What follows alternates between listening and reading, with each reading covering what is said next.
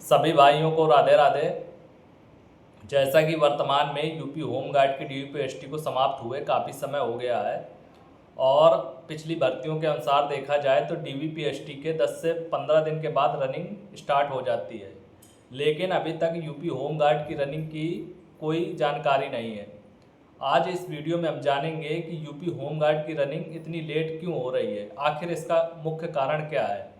और इस वीडियो में जानेंगे कि जो लड़कों और लड़कियों को प्रोविजनली फिट किया गया है उनका क्या होगा, उनका रनिंग एडमिट कार्ड आएगा कि नहीं आएगा। सबसे पहले जानते हैं कि यूपी होमगार्ड की रनिंग इतनी लेट क्यों हो रही है। तो आप ये मान के चलिए इसका मेन कारण है बरसात, क्योंकि अभी आपने देखा होगा कि एक नोटिस वायरल हुई थी जिसमें सभी पीएसी वाहिनियों से रिपोर्ट मांगी गई थी कि हमको 8 सितंबर से रनिंग प्रस्तावित करानी है, तो आपके ग्राउंड तैयार है कि नहीं है। तो बरसात के कारण आप ये समझ लीजिए अगर एक दिन बरसात हो जाती है तो 3 दिन ग्राउंड गीला रहता है और 3 दिन रनिंग नहीं हो सकती।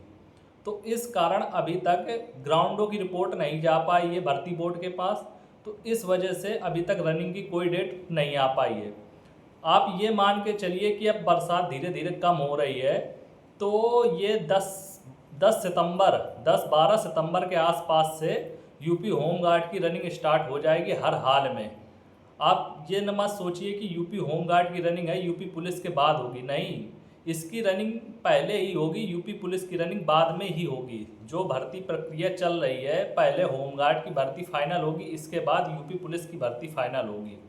लेकिन होना इसका उल्टा चाहिए था, लेकिन वर्तमान में जो हो रहा है वही जानकारी दी जा रही है।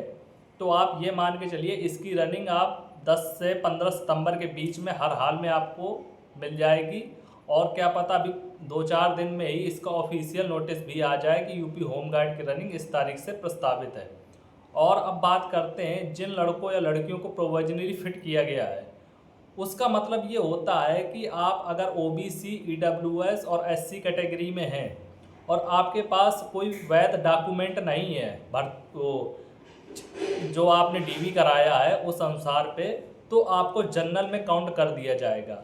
अगर आपके नंबर जनरल कैटेगरी के अनुसार हैं और आप सभी क्राइटेरिया पार कर रहे हैं जनरल कैटेगरी का, तो आपका एडमिट कार्ड रनिंग का आएगा, अन्यथा की स्थिति में आप फेल हो जाएंगे।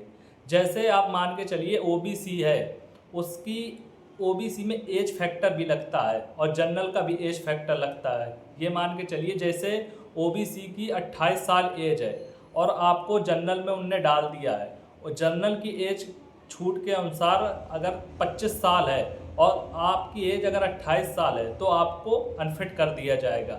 हर क्राइटेरिया आपको जनरल के अनुसार होना चाहिए, तभी आपका एडमिट कार्ड आएगा, अन्यथा की स्थिति में आपको अनफिट ही कर दिया जाएगा। तो ये सब कुछ जानकारी थी रनिंग के विषय में और प्रोविजनली फिट अनफिट के विषय में जो आपको जानकारी देनी थी। और आप लोग रनिंग करते रहिए।